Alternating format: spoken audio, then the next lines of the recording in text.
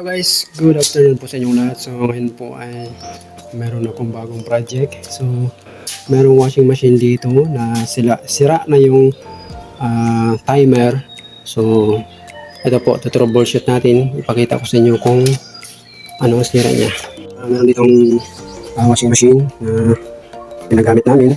So ang problema nito ay itong timer. Hindi na siya tuloy-tuloy ikot. Ang nangyayari minsan, hindi na siya minsan tuloy-tuloy lang ang ikot niya, hindi na siya nagre-reverse. So, ayan, tingnan natin kung ano ang nangyayari. Sasaksak natin ito. So, ayan guys, ganyan siya. Ganyan na siya. Para mag-ikot siya, gagawin mo. Okay. Ngayon, hindi na siya nag-ikot eh. Ayan, minsan nag-automatic siya na mag-reverse, minsan naman tuloy-tuloy. So, mamaya tuloy-tuloy ang ikot niya. So ayan siya guys, so tuloy-tuloy ang ikot niya. Kailangan galawin mo pa bago siya mag-reverse. Ayan, so itong sira, papalitan natin. Ayan ang sira niya. So, binilang ko siya ng bagong timer ito. Bili ko dito ay 180. 180. So timer ito sa washing machine. So ayan, papalitan natin. Let's go. Bago yan guys, tatanggalin muna natin ito.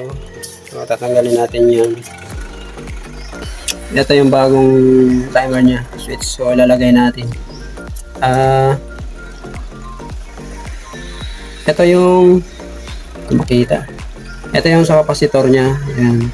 So, kahit magbaliktaran yan, okay lang. Ito, sa kapasitor niya ito. So, ito, common to. Ito, sa buzzer. So let's go.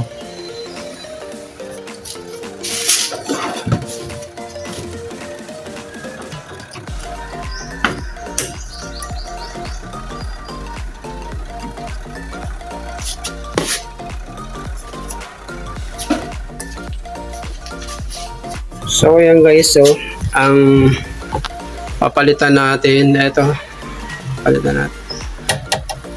So ito yung sa kapasitor niya. Itong isa ay common. So yan, palitan natin yan. Tanggalin muna natin. So guys, ayan, painitin muna natin tong soldering iron ko bago natin tanggalin yung wire na ito.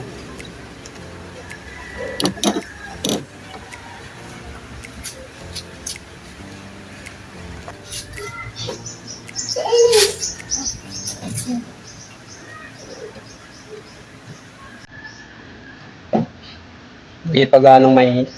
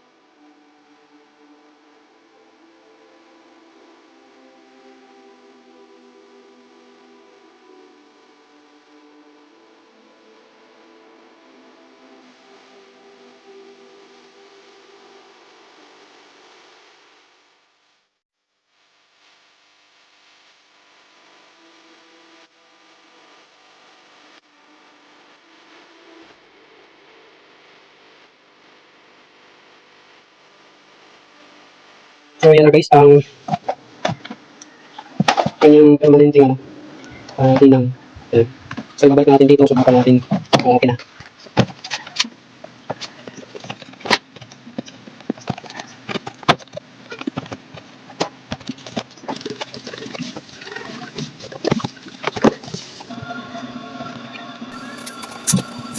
Yan guys, susubukan na natin. So, bago yan, ibalik ko na natin. So, subukan natin kung okay na ang subukan natin. So, yun. Yan. Okay na siya. Okay na. So, naayos ko na yung sira nito. Itong sira niya. So, ang sira nito, parang hindi na siya nagpo-contact sa reverse. Minsan sa reverse, minsan sa forward niya. So, ayun. Minsan nagka-clockwise siya. Yan lang, clockwise lang. Hindi siya nag-counter-clockwise. So, yan, okay na siya. So, tuloy-tuloy na ang washing nito. So, yan. Bye! Ayan guys, sinubukan natin na mayroon ng load. So, okay na siya. Sinagad na natin yung kanyang timer. Nilagay sa 45.